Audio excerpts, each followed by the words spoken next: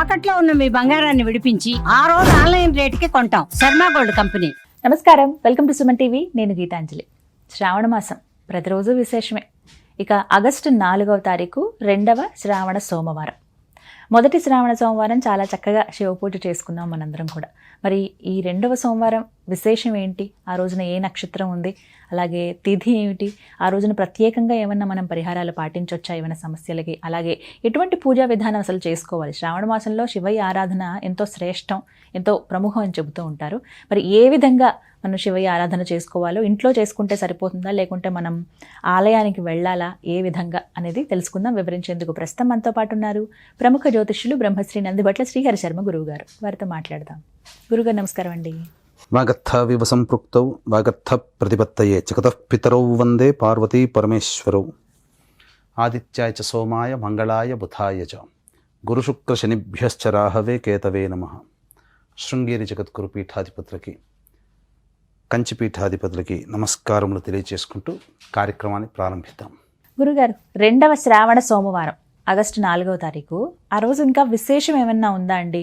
మొదటి వారం మేము ఇలా చేసుకున్నామండి, లేకపోతే మొదటి వారం ఇలా చేసుకోలేకపోయామండి, మరి ఈసారి ఏమన్నా పూజ ప్రత్యేకంగా చేయాలా అని అడుగుతూ ఉంటారు. అందులోనూ శ్రావణ మాసంలో శివయ్య ఆరాధన ఎంతో ముఖ్యము, శ్రేష్టం అని అంటారు కదండి. విశేషం ఏంటి అసలు? మీరన్న మాటలో సంపూర్ణమైనటువంటి వాస్తవం ఉందమ్మా. శ్రావణ మాసం అంటే అందరికీ టక్కున గుర్తొచ్చేటువంటిది లక్ష్మీ అమ్మవారి ఆరాధన. విశేషమే, కాదనట్లేదు. ఎందుకంటే మనకు యుగ యుగాల నుంచి చారుమతి ద్వారా శ్రావణ మాసంలో పౌర్ణమి ముందు వచ్చే శుక్రవారం చేసుకోవడం ఆచారం. అయితే అసలు శ్రావణ మాసం అంటే ఎక్కువగా ఆచరించాల్సినటువంటిది ఈశ్వర ఆరాధన.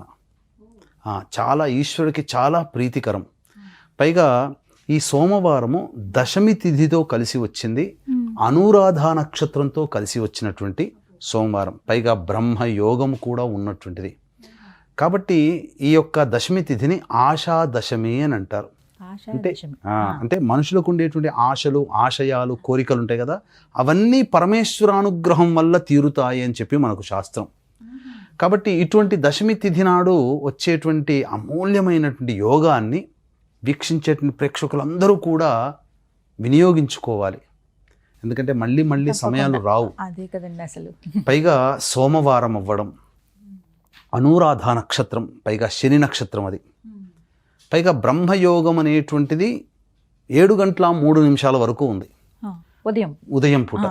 కాబట్టి ఖచ్చితంగా పరమేశ్వరుని యొక్క అనుగ్రహాన్ని పొందే ప్రయత్నం చేస్తే తప్పకుండా వాళ్ళకి అంటే వెంటనే శుభమైనటువంటి రోజులు వచ్చాయమ్మా. దంపతులకి విషయంలో చూసుకున్నట్లయితే మంగళగౌరి వ్రతం చేసుకోవచ్చు, ఏకాదశి మరియు పుత్రదా ఏకాదశి. శ్రావణ మాసంలో శుద్ధ ఏకాదశి రావడం విశేషం. పైగా మంగళగౌరి వ్రతాన్ని చేసుకునే మంగళవారం రావడం విశేషం. పైగా జ్యేష్ఠ నక్షత్రంతో కూడుకున్నటువంటిది. సోమవారం ఏమో దశమి, అనురాధ నక్షత్రంతో కూడుకున్నటువంటి బ్రహ్మయోగంతో కూడుకున్నటువంటిది. కాబట్టి శివానుగ్రహం గనక పొందితే సృష్టి స్థితి లయకారకాలలో లయకారకుడు పరమేశ్వరుడు.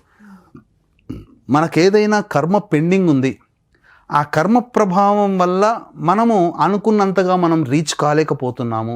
ఆ కర్మ నివారణ కావాలి అనుకునే ప్రతి వ్యక్తి కూడా, అంటే ప్రతి వ్యక్తికి ఒక టార్గెట్ ఉంటుంది. ఆ టార్గెట్ని రీచ్ కావడానికి ప్రయత్నం చేస్తూ ఉంటుంటాడు.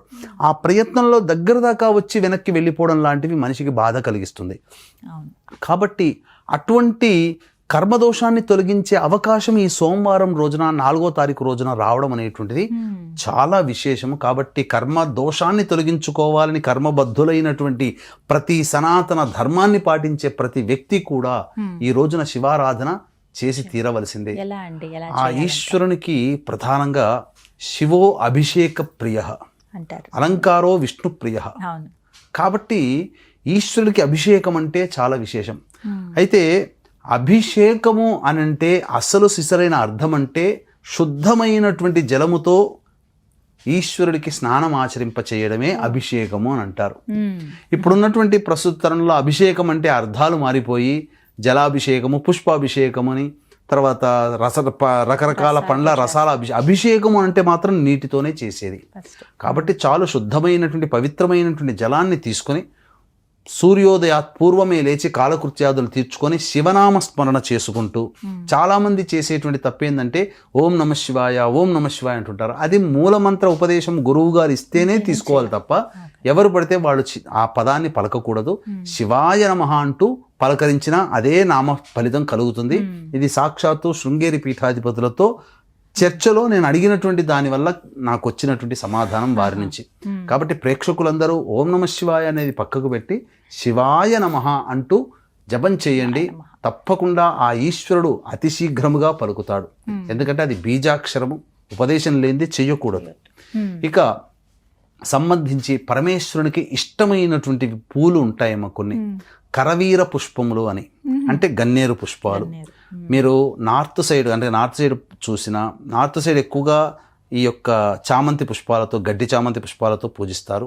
కర్ణాటక ప్రాంతంలో చూసినట్లయితే ఎక్కువగా గన్నేరు పూలతో ఈశ్వరుడికి అర్చన చేస్తుంటారు. గన్నేరు పూలమాల వేస్తారు. కాబట్టి ఏదైనా శివాలయానికి వెళ్ళి గన్నేరు పూలమాల అర్పించండి. ఇంట్లోనైనా కానీ పెట్టుకోవచ్చు. రకాలు ఉంటాయి కదా గురుగారు అందులో. ఎర్ర గన్నేరు మంచిది, తెల్ల గన్నేరు మంచిది, పసుపు గన్నేరు, అంటే పసుపు గన్నేరు కాదు, ఎరుపు తెలుపు ఉండేటువంటివి చాలా మంచివి. లేత గులాబీ రంగులో ఉంటాయి. అది చాలా విశేషం అమ్మ, పరమేశ్వరుడికి చాలా ప్రీతికరం. అది సమర్పించడం ద్వారా అంటే ఆ ఈశ్వరుడికి అమ్మవారిని దరి చేర్చినట్టుగా భావన. కరవీర పుష్పముల ద్వారా అన్నిటికంటే చాలా గొప్ప ప్రీతికరమైనటువంటి పుష్పం ఏందయ్యానంటే తుమ్మి పూలు. గట్ట వెంబడి మనకు పొలాల్లో వాగుల్లో మనకు పెరుగుతుంటాయి తుమ్మి పుష్పం. అంటే ఎలా ఉంటుందనంటే దాని యొక్క పుష్పము మన మోకాలి మడిమ ఎలా ఉంటుందో అలా ఉంటుంది. కాబట్టి ఆ తుమ్మి పుష్పము ఒక్కటి పెట్టినా చాలు, చాలా చిన్నగా ఉంటుందమ్మా. అది ఒక్కటి పెట్టినా చాలు, కోటి పుష్పార్చన చేసినటువంటి పుణ్య ఫలితం దక్కుతుంది. చాలా మంది బయట తుమ్మి కూర వండుకొని తింటారు, అది ఆరోగ్యానికి చాలా మంచిది. అలాగే తుమ్మి పుష్పాలు, ప్రధానంగా మారేడు దళాలతో అర్చన ఈశ్వరుడికి చాలా ప్రీతికరం. ముఖ్యంగా అతనికి నిరంతరముగా శివనామస్మరణ చేసుకుంటూ అభిషేకం చేసే వ్యక్తిని చాలా ఇష్టపడతాడట. ఆ విధంగా శివనామస్మరణ చేసుకుంటూ తదేకమైన ధ్యానంతో అభిషేకం చేస్తున్నటువంటి వ్యక్తినే చండీశ్వరుడుగా నియమించుకున్నాడు. కుబేరునికి ఆధిపత్యం వచ్చింది కుబేరుడికి. కాబట్టి చాలా గొప్పదైనటువంటి రోజమ్మ ఈ యొక్క సోమవారము, దశమి తిథి, అనురాధ నక్షత్రము, బ్రహ్మయోగము కలిసి రావడం అనేటువంటిది నభూతో నభవిష్యతి. ఇటువంటి రోజున అంటే బ్రహ్మయోగం ఉన్నప్పుడు అనగా ఉదయం 7:03 లోపల గనక ఎవరైతే శివాభిషేకము, అర్చన, శివ సహస్రనామ పారాయణము ఎవరైతే చేసుకుంటారో వాళ్ళకి కలిగే పుణ్య ఫలితము, వాళ్ళకి తొలిగే కర్మదోషము మాటలకి వర్ణించరానిదన్నట్టుగా మనకు శాస్త్రాల్లో చెప్పబడి ఉన్నాయి. ఎందుకు అనంటే మనల్ని పుట్టించిన వాడు బ్రహ్మ. అటువంటి బ్రహ్మకి సంబంధించినటువంటి బ్రహ్మయోగం ఉన్నప్పుడు గనక కర్మదోషాన్ని నివారించే పరమేశ్వరునికి సంబంధించినటువంటి కైంకర్యములు, పూజా విధానములతో ఏ మనిషి అయితే చేస్తాడో ఆ మనిషికి జాతక రీత్యా గత జన్మ కర్మదోషము, ప్రారబ్ధ కర్మదోషము, సంచిత పురాకృత ప్రారబ్ధ దృఢ అదృఢ కర్మదోషములు చాలా మటుకు తగ్గుతాయి. పూర్తిగా నివారణ అవుతుందని మాత్రం చెప్పలేను సుమి. కానీ దాని యొక్క ప్రభావం అనేటువంటిది తగ్గుముఖం పడి అప్పుడు మనిషి యొక్క సంకల్పం అనేటువంటిది నెరవేరుతుంది. ఏ వ్యక్తికైనా తాను కోరుకున్నది జరగాలని కోరుకుంటాడు కదా, ఆ కోసం ఆ వ్యక్తి కోరుకున్నది జరగడం కోసం ఆ రోజున చక్కగా శివనక్త వ్రతం అని ఉంటుంది. చక్కగా ఆ రోజు ఉపవాసం ఉండండి. తెల్లవారితే ఏకాదశి మంగళవారము, ఆ రోజు కూడా ఉపవాసం ఉండి ద్వాదశి తిథి రోజున గనక భోజనం చేస్తే ఆ వ్యక్తికి గొప్ప మహిమ అనేటువంటిది ఆ వ్యక్తి ఇంట్లో చేరుతుంది. ఇది చేసి చూడండి, ఫలితాన్ని మీరే అనుభవిస్తారు. ఇందులో సందేహమే లేదు.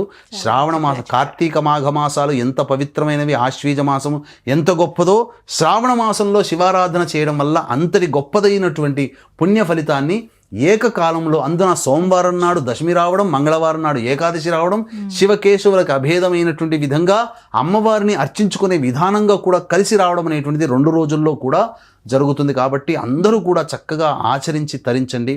అలాగే వీక్షించేటువంటి ప్రేక్షకులు కూడా 8వ తారీఖు వరలక్ష్మి వ్రతము, ఆ రోజున రాత్రి పౌర్ణమి తిథి గడియలు ఉన్నాయి కాబట్టి ఆ రోజున వ్రతం ఆచరించుకోవచ్చు.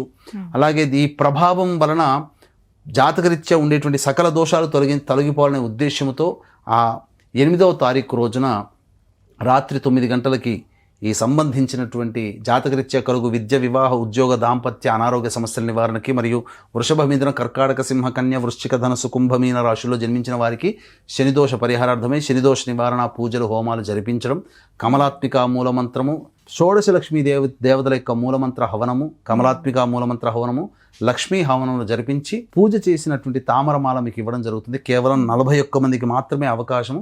కావున అవకాశం ఉన్నటువంటి వాళ్ళు ఈ కార్యక్రమంలో 6 గంటల లోపల నమోదు చేసుకోవచ్చు.